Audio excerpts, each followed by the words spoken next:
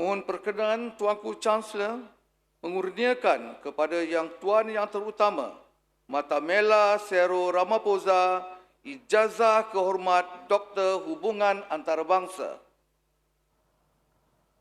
Dengan kuasa yang diberi kepada beta, maka beta kurniakan kepada Tuan Yang Terutama Matamela Cyril Ramaphosa ijazah kehormat Doktor Hubungan Antarabangsa.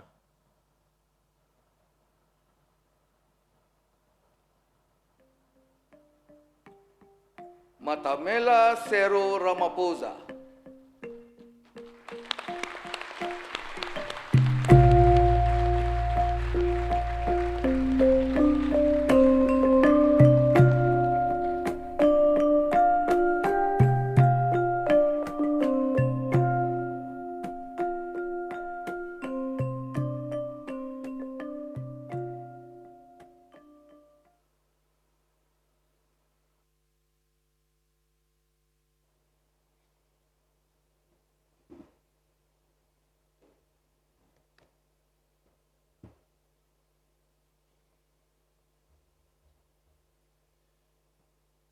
Your Royal Highness, Paduka Seri Sultan Nazrin Muhyiddin Shah, the Chancellor of University Malaya, Your Excellencies, Pro-Chancellors of University Malaya, Honorable Minister of Higher Education of Malaysia, Datu Seri Diraja Dr. Zambre Abdul Kadir, the Honorable Chairman and Member of the Board of Directors of University Malaya, Professor Datu Seri Dr. Noor Azun Abu Osman, Vice-Chancellor of the University Malaya. Distinguished guests, ladies and gentlemen, and my compatriots who've traveled with me from South Africa, who are ministers, deputy ministers, and key officials in our government, allow me to begin by thanking the faculty and leadership of University Malaya for this great honor which I accept with deep humility.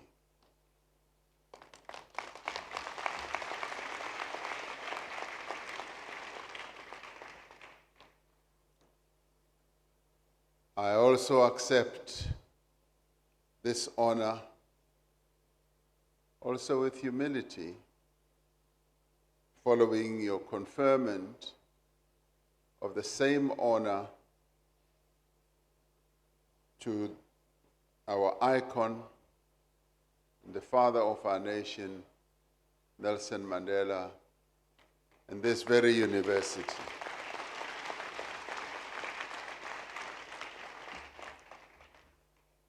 We always try to emulate him, to walk in his footsteps. And today, as I stand here, I feel his presence, I feel his spirit, and I rejoice that this moment I am sharing with all of you. So thank you very much for honoring us in this way.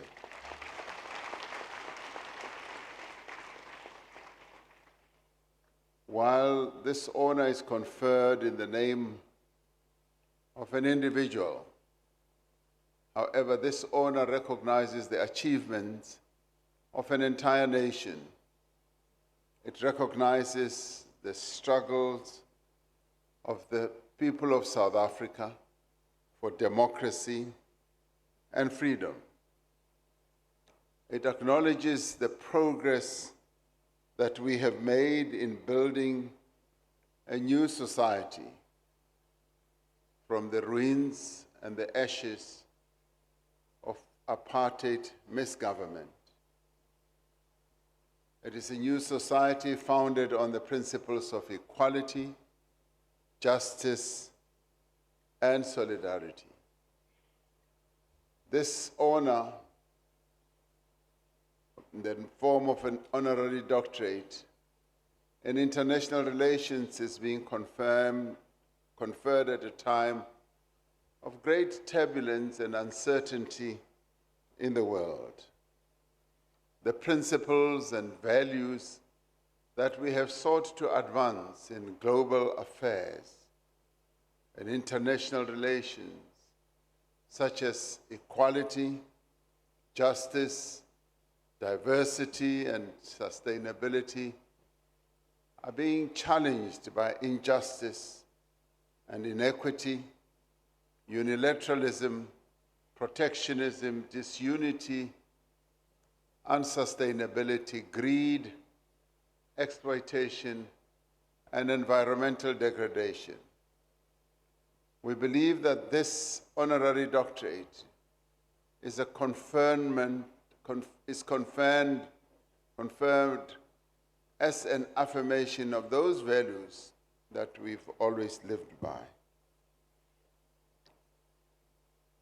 This honor affirms the bonds of friendship between Malaysia and South Africa and affirms the values that we share as two peoples. This is an honor dedicated to our shared pursuit of knowledge and our shared desire to advance humanity through learning and understanding. It is an honor that I dedicate to people struggling against discrimination, against human rights abuses, poverty, inequality, and injustice wherever they may be.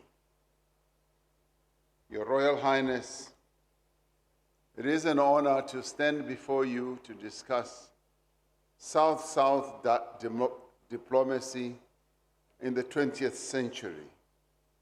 century. Malaysia and South Africa, which is a topic that resonates deeply with our shared values of unity, cooperation, and mutual respect.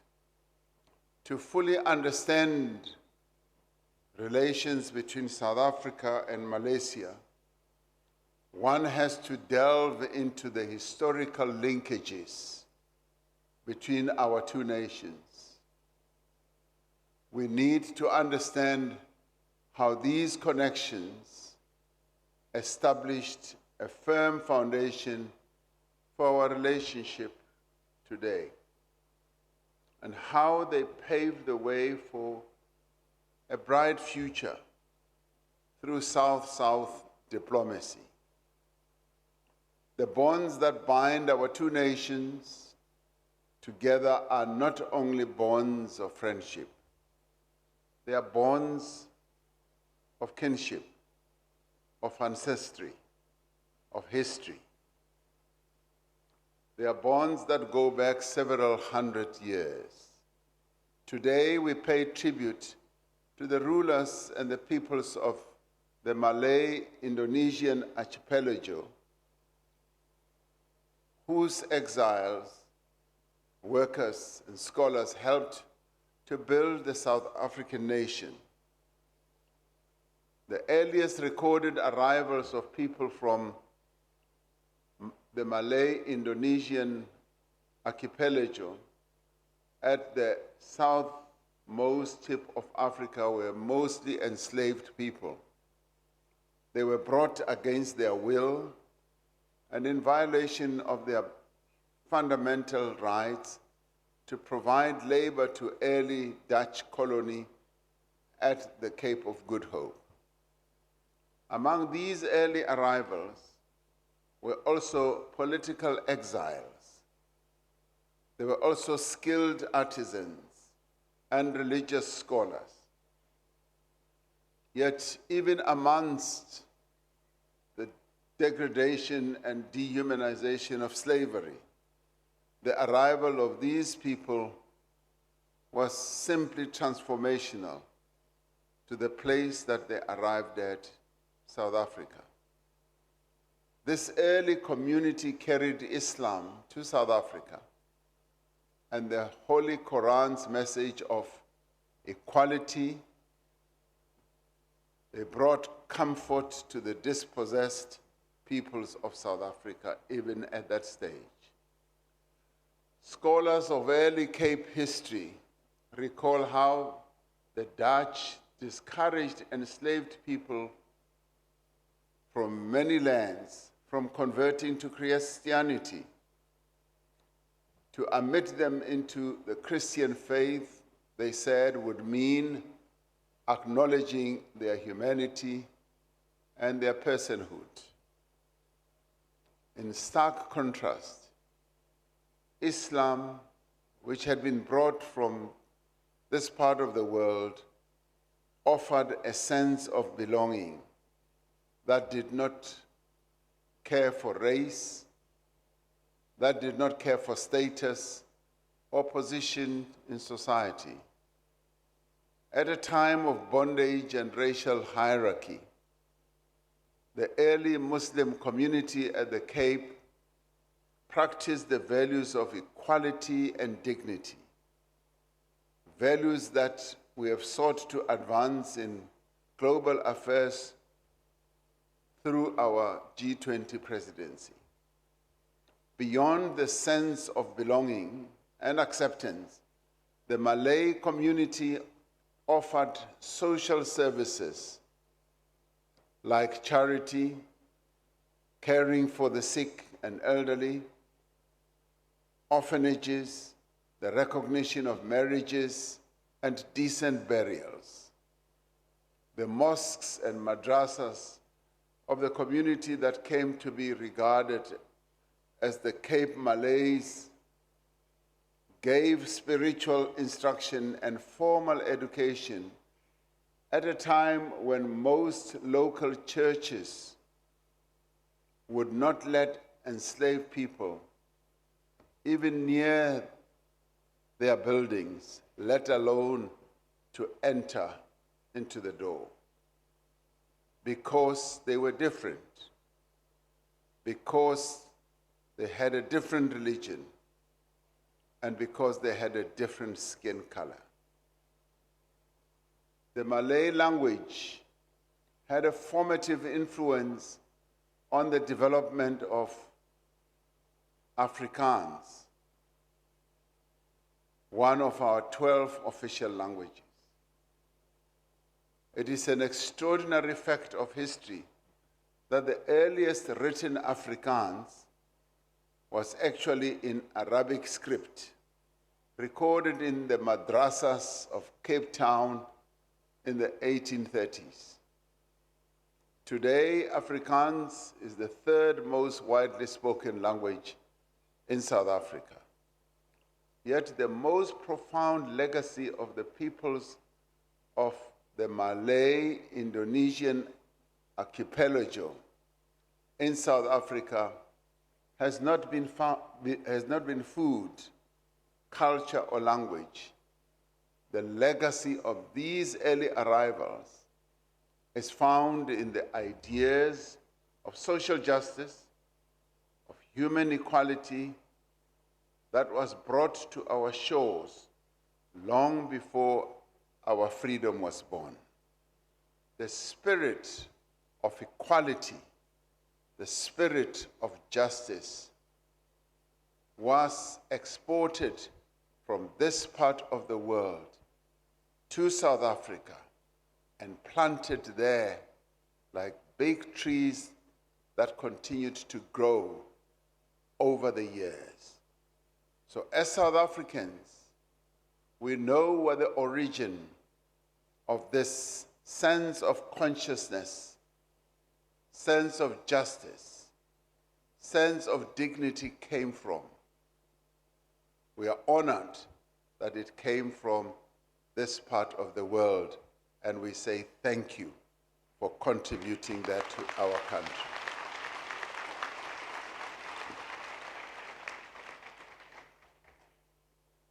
the ethos of justice, the ethos of dignity, the ethos of respect of one human being to another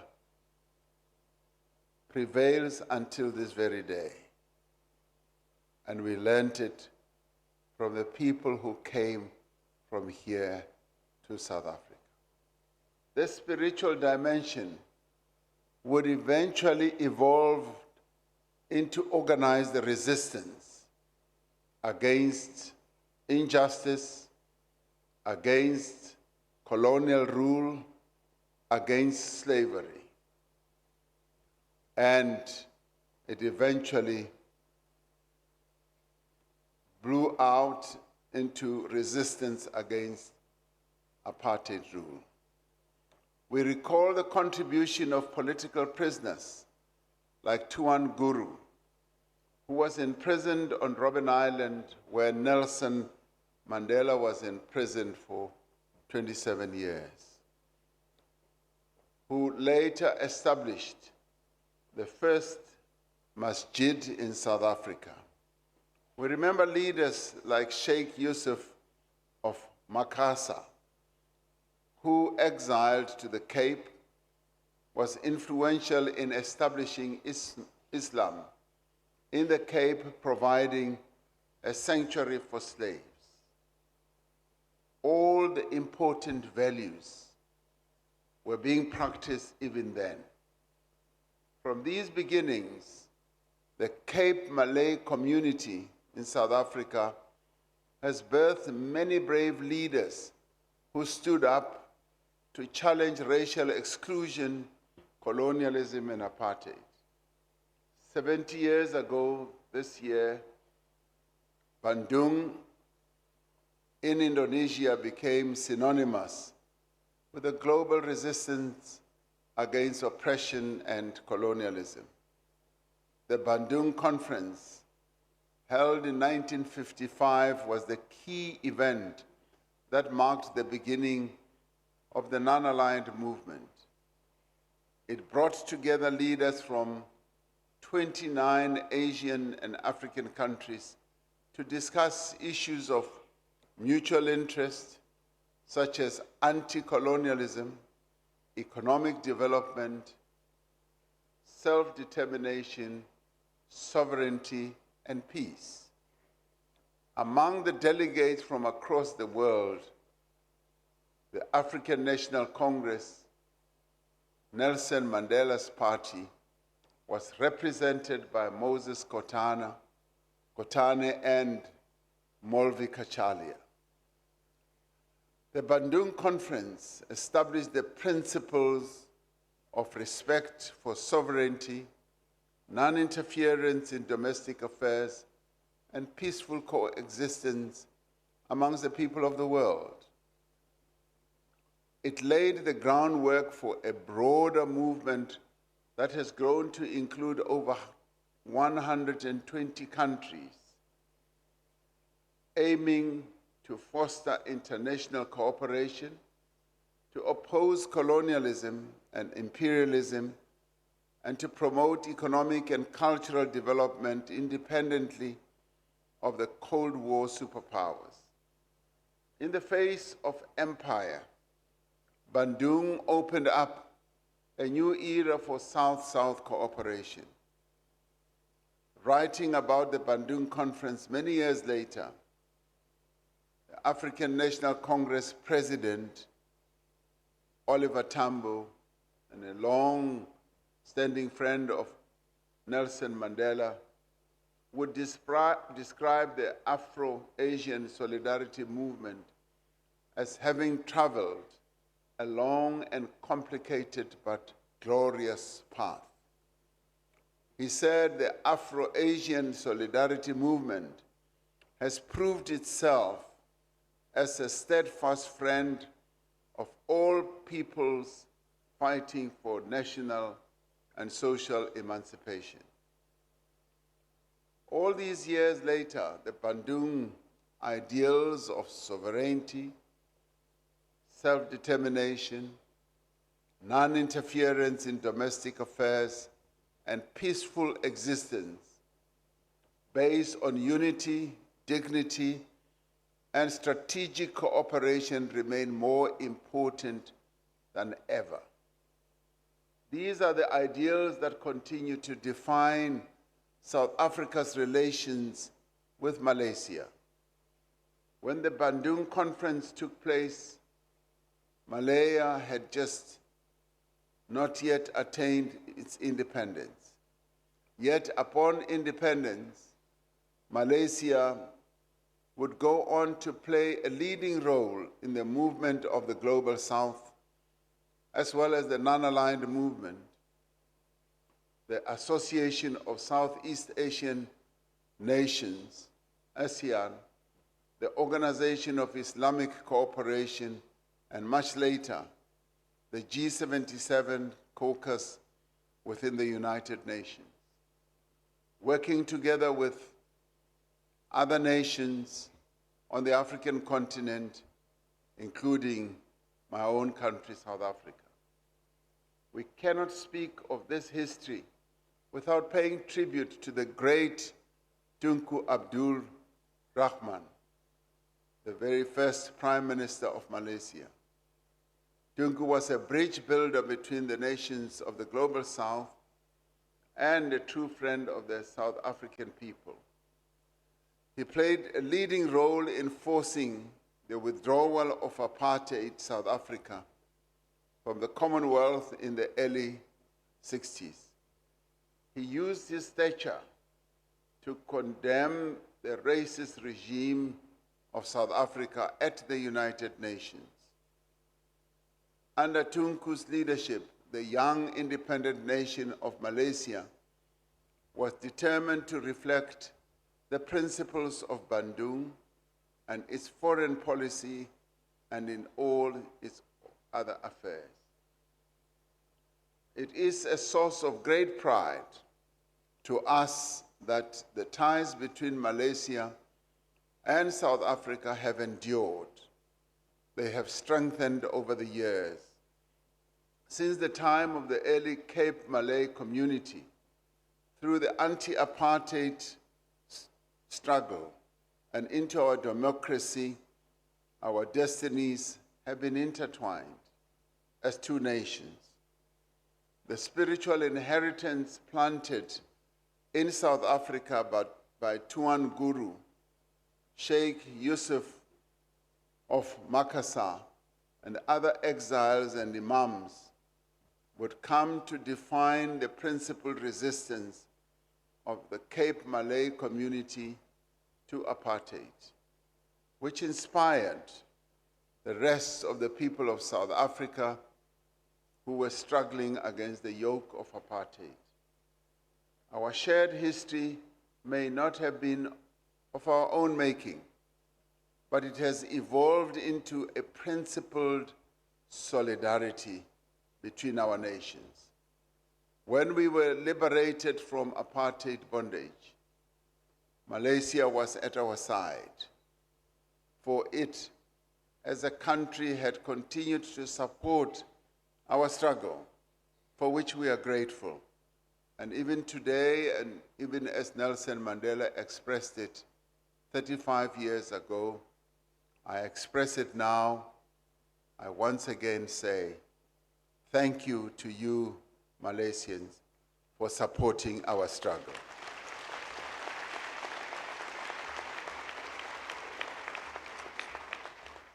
Today we are free, we have democracy, and you have contributed greatly to this achievement. We regard you as partners, as stakeholders, and we regard you as friends. When President Mandela was released from prison in 1990, Prime Minister Mahathir Mohamad was one of the first foreign leaders he met with. As the liberation movement preparing to govern, the African National Congress sought to learn from Malaysia's economic success story.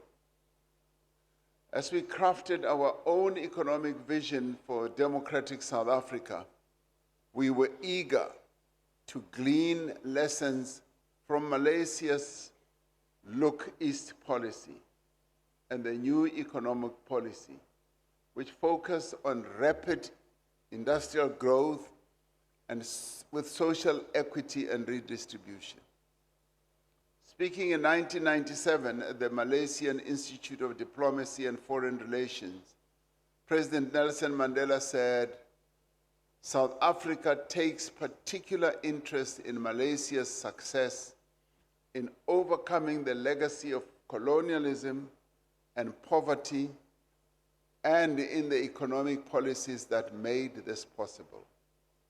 He added that South Africa had much to learn from Malaysia's experience as South Africa restructured its economy. Since the mid-20s, South African parliamentarians and officials, government officials, that is, have taken study tours to Malaysia to learn about industrial strategy, national planning, and policy design. A number of South African emerging business people have also taken trips to Malaysia to come and learn about how your businesses are run, but also to learn from the transformation journey that you had embarked upon, as we wanted to mirror what you had achieved. In the formative years of our democracy, Malaysia was one of the earliest and largest investors from Asia, investing in areas and sectors such as banking, telecommunications, energy, infrastructure, manufacturing, real estate, and other sectors. Today, South Africa is Malaysia's largest trading partner in Africa. Our economic relationship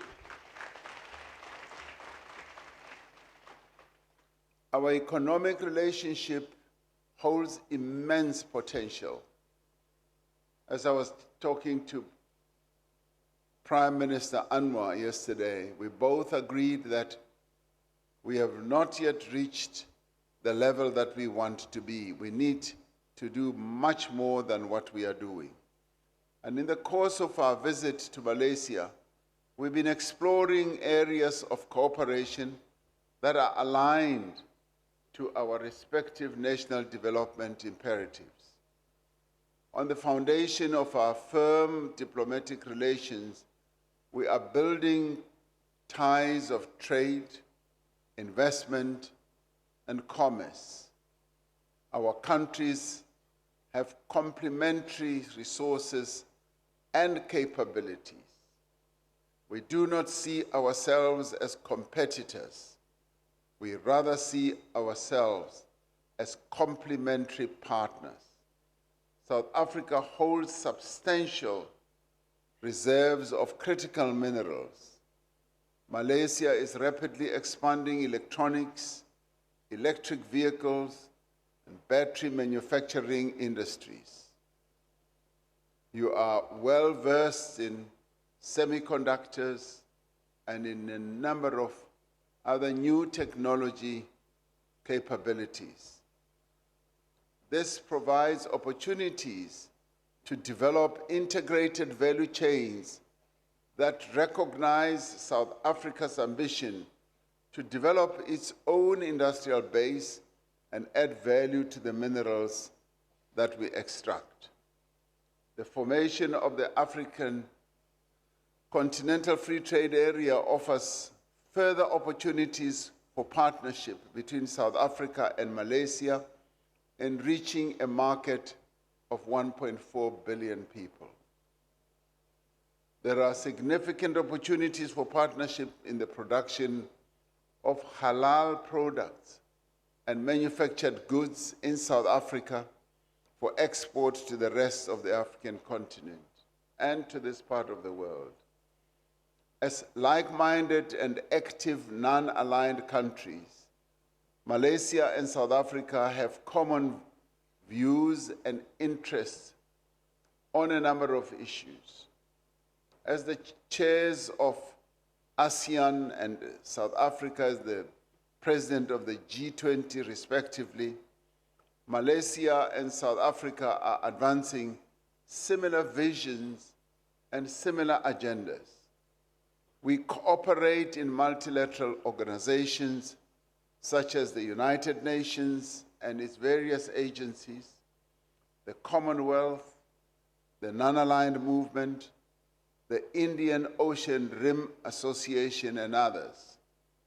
Such cooperation is essential at this time of great uncertainty amidst an increasingly fragile and, I would say, dangerous international order. Conflicts and wars, contestations over trade, the energy transition, and the pace of the digital revolution are reshaping the international order. In some places, they are replicating colonial-era patterns of dependency and threatening to deepen inequality. At a time of global disorder, the countries of the Global South must evoke and revive and further embrace the spirit of Bandung to chart a new course for our shared future. At a time when suffering, dispossession, and denial of dignity persist, at a time when greed has become the order of the day, and at a time when unilateralism has become the order of the day, our two countries are called upon to together work towards a future that is more equitable, more humane, and that respects the dignity and worth of every human being. Beyond our shared history, beyond our bilateral relations at economic level, Malaysia and South Africa stand shoulder to shoulder on the global stage in our mutual quest for social justice for the people of the world everywhere. Our two nations have stood consistently for the reform of the institutions of global governance so that the needs of the Global South, which have forever and a day been neglected, should now be recognized. We continue to call for the reform of the United Nations Security Council so that it reflects the realities of the 21st century and so that it may fulfill its original purpose as a guarantor of international peace and security. There is a need to stand together in combating climate change, both in mitigating its effects and in pursuing a just and inclusive transition to low-carbon economies. We have both a common interest and a common responsibility to ensure that those countries that are historically responsible for greenhouse gas emissions provide substantial support to those countries that are most affected by climate change. We thank Malaysia for its unwavering support for our G20 presidency, which we have convened under the theme Solidarity, Equality, and Sustainability. And we thank Malaysia for readily embracing this theme, a theme that others have sought to deride and have not found ways to fully embrace. We know we can continue to count on Malaysia's support of the 4 key priorities of our G20 presidency. Our first priority is to strengthen disaster resilience and response. And we are calling for global cooperation, which includes financial institutions and the private sector, to scale up post-disaster reconstruction. And we've taken the view that with climate change, on an annual basis, disasters that are given rise to by climate change continue on a repeated basis to damage people's lives, damage infrastructure in more or less the same places all the time, whether it is in the global south or even the global north. This, we have said, needs to be addressed, and the financing mechanisms to finance recovery should be put in place. Our second priority is to ensure that debt sustainability for developing economies is addressed. We are advancing solutions for unsustainable sovereign wealth, sovereign debt levels, high deficit and liquidity challenges, extending debt relief and addressing the cost of capital. The cost of capital for many developing countries has become so much higher than what they spend on social programs. And yet, the global north spends far less money on servicing their debt. And therein lies the unfairness. And we are arguing that this unfairness should be done away with. There should be equal treatment when it comes to the cost of capital between the north, global north, and the global south. There is just no need for discrimination, and the discrimination of the past based on colonial principles should come to an end. Our third priority is to mobilize finance for a just energy transition. We need increased climate finance to flow to developing economies, to strengthen multilateral development banks, and to leverage private capital for initiatives like the Just Energy Transition Partnership. Our fourth priority is to address the issue of critical minerals for inclusive growth. We've said that we need to have value addition near the extraction sites where the minerals are found, so that the value chain can be established in the country where the minerals are found, so that those countries that have minerals should no longer just export rock, soil, and dust to other more developed metropolises. We must harness critical minerals as engines for growth and development, particularly on the African continent. Through our presidency, we are seeking to strengthen the response of G20 countries and the broader international community to the pressing issues of our time, to address poverty, inequality, climate change, pandemics, and rapid technological change. We seek to build a more peaceful and just world where no one and no nation is left behind. And we pay tribute to the principled solidarity of the peoples of Malaysia with the oppressed and suffering people of Palestine.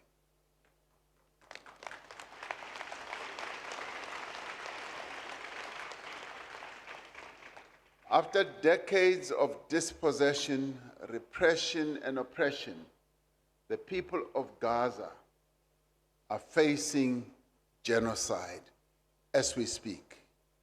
We cannot but be moved to action by the slaughter of tens of thousands of civilians, forced displacement, deliberate starvation, and the destruction of homes, schools, hospitals, places of worship like mosques and churches, and other essential infrastructure. We welcome the ceasefire deal brokered by President Donald Trump and supported by a number of countries in the Middle East and beyond, including the return of the hostages, the release of Palestinian prisoners, and the resumption of humanitarian assistance. However, we are concerned that this ceasefire is being undermined by the continued assaults on Gaza and the West Bank. And we say this must stop, and it must stop immediately to give dignity to the people of Gaza.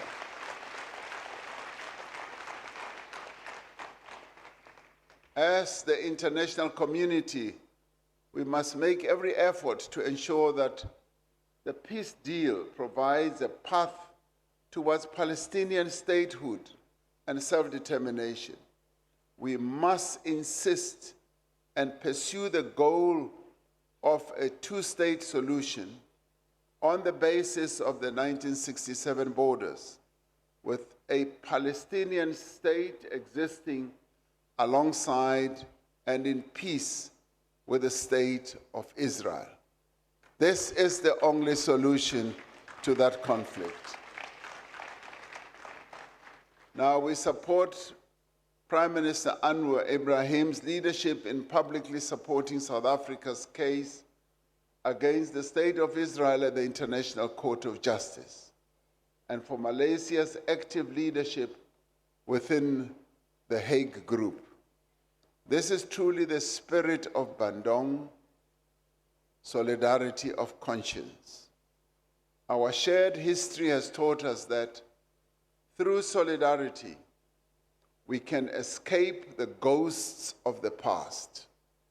We can overcome the most strident of obstacles and help reshape our common destiny. As we look to the future, it is essential that we continue to strengthen the historical linkages that exist between us, between South Africa and Malaysia. We should celebrate the rich history that binds Malaysia and South Africa. It is important for us to honor the struggles as well as the sacrifices that were made by our forebears and strive to build a future rooted in collaboration and in mutual respect.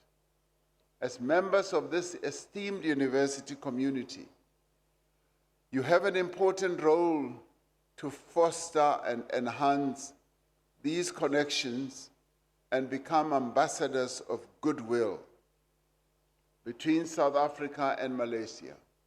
You can lead the way in strengthening the ties between our two nations based on the principles and the values of equality, freedom, democracy, justice, and dignity for all.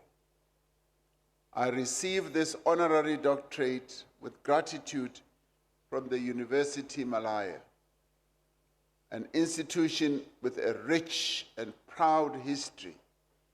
I accept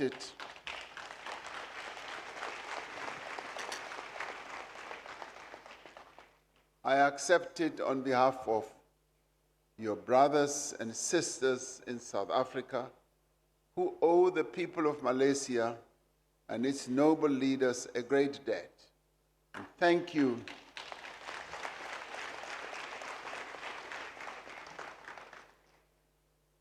And we will never stop saying thank you for standing with us in our quest for dignity and justice.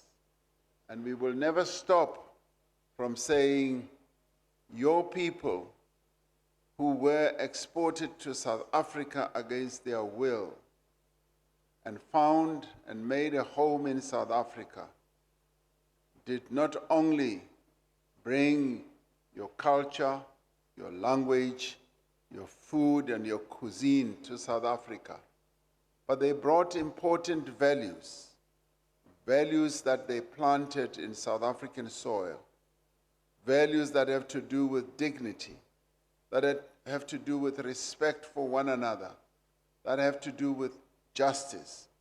And it is these values that were brought from here that inspired us to work together with your compatriots who were forcibly brought to South Africa to fight against colonialism and to fight against the apartheid system. We honor them and we respect them for what they did. As we enter a new era, even greater era of South-South cooperation, we carry with us the spirit of the early Cape Malay community, whose values are the bedrock of the free South Africa we have today. And I'll say that let the friendship that was inculcated into South Africa from here continue. Let there be peace. Salam alaikum. I thank you.